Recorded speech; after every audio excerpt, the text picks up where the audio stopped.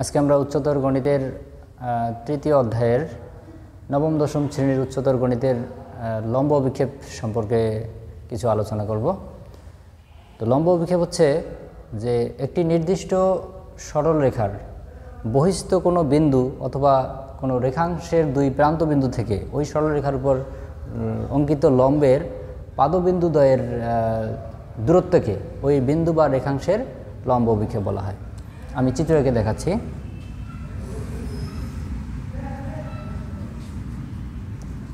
X Y একটি নির্দিষ্ট সরল রেখা এবং এর উপরে এ একটি বিন্দু, সিডি রেখাংশ, আবার এমএন একটি রেখাংশ, পিকিউ রেখাংশ, এলকে ধরে নিলাম, এগুলো কয়েকটি রেখাংশ।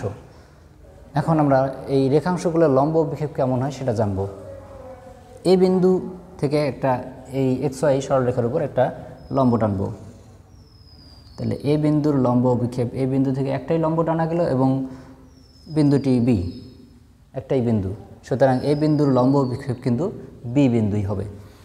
এখন এই সিডি রেখাংশের দুই প্রান্ত বিন্দু থেকে সি প্রান্ত থেকে একটা লম্ব টানতে হবে এবং ডি প্রান্ত থেকে আরেকটি লম্ব টানতে হবে।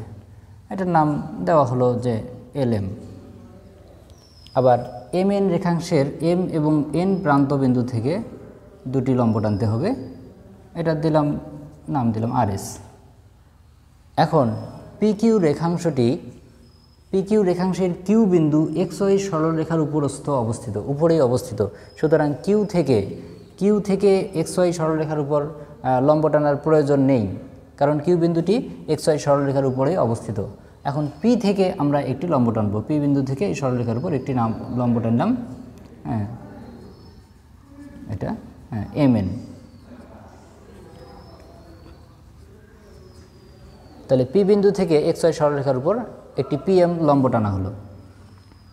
আবার এলকে রেখাংশের কে বিন্দু এক্স ওয়াই সরলরেখার উপর অবস্থিত, সুতরাং কে বিন্দু থেকে লম্ব টানার প্রয়োজন নেই বা টানা সম্ভব নয়। এখন এল বিন্দু থেকে একটি লম্ব টানা হলো, এটার ধরে নাও আর কে।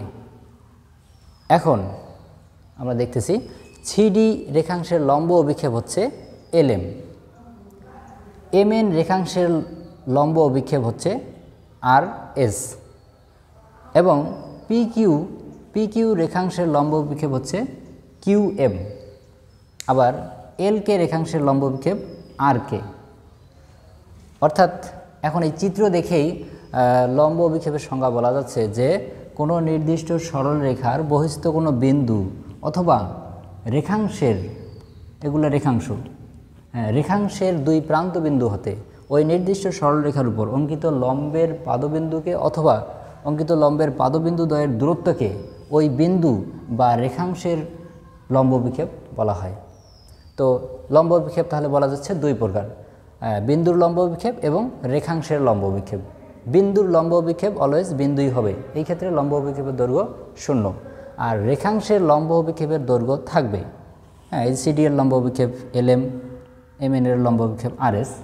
তো এই ক্ষেত্রে রেখাংশের লম্ব অভিক্ষেপের ক্ষেত্রে যদি এই নির্দিষ্ট রেখাংশটি সরল রেখাটির সমান্তরালে থাকে, সেই ক্ষেত্রে রেখাংশের দৈর্ঘ্য এবং লম্ব অভিক্ষেপের দৈর্ঘ্য সমান হয়।